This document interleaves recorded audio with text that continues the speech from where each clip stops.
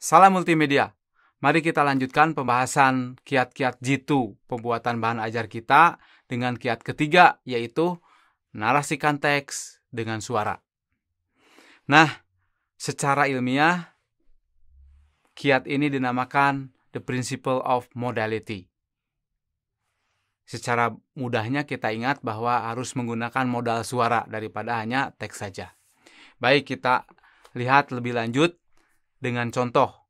Nah, di sini ada gambar sistem pembangkit listrik tenaga surya untuk kebutuhan rumah tangga. Nah, di sini atau video ajar ini dilihatkan ada gambar, sudah baik ya ini ya, sudah mengikuti prinsip-prinsip sebelumnya. Dan di sini dituliskan.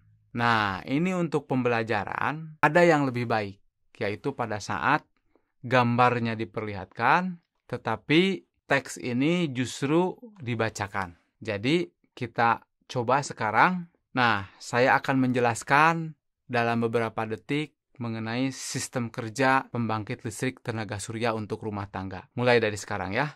Sinar matahari diubah oleh panel surya menjadi tenaga listrik, dan tenaga listrik ini dikendalikan oleh pengendali yang akan melihat apabila sedang tidak digunakan oleh peralatan rumah tangga, dia akan disimpan di sini di baterai, dan di sini ada alat inverter yang mengubah tenaga listrik satu arah menjadi tenaga listrik bolak-balik ya, AC. Nah, seperti begitu tentu saja akan lebih mudah difahami oleh pembelajar karena mereka bisa sambil mendengarkan dan saya bisa sambil menunjukkan dengan menggunakan signaling principle misalnya. Oke, ini contoh yang pertama. Dan kita lihat penjelasan ilmiahnya. Ketika bahan ajar dibuat secara rekaman atau dijelaskan secara vokal secara langsung, maka narasi suara ini akan didengarkan oleh telinga, oleh indera pendengaran, sementara gambarnya akan dilihat oleh indera penglihatan, oleh mata. Otak kita bekerja bahwa telinga akan memberikan model suara di dalam otak kita, dan mata secara paralel akan memberikan model gambar, model visual, dan ini kedua jalur bekerja secara sinergis dan harmonis dan seimbang, sehingga proses pembelajaran menjadi lebih mudah, lebih cepat, lebih ringan, lebih efisien, dan lebih efektif. Pembandingnya ketika kita menuliskan dengan teks, bahan ajarnya tertulis.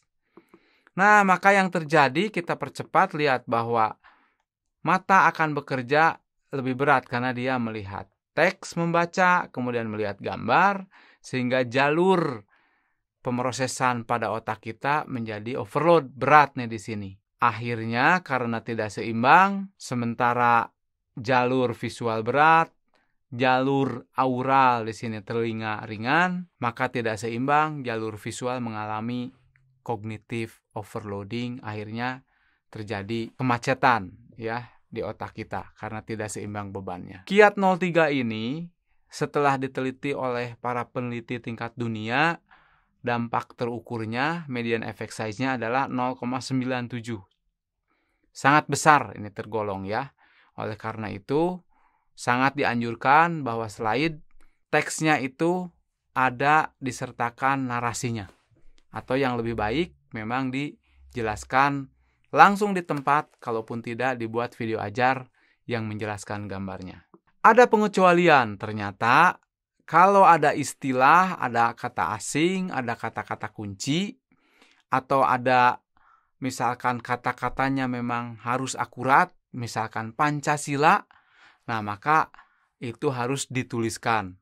Jadi kalau mau dibacakan, bareng dengan ditampilkan tulisannya. Justru yang seperti ini memang harus ditampilkan. Baiklah, itulah prinsip ketiga, yaitu modality, principle, telah dijelaskan dengan ringkas, disertai dengan beberapa contoh dan pengecualian. Oke, nanti kita akan ketemu lagi di segmen video berikutnya. Tetap semangat!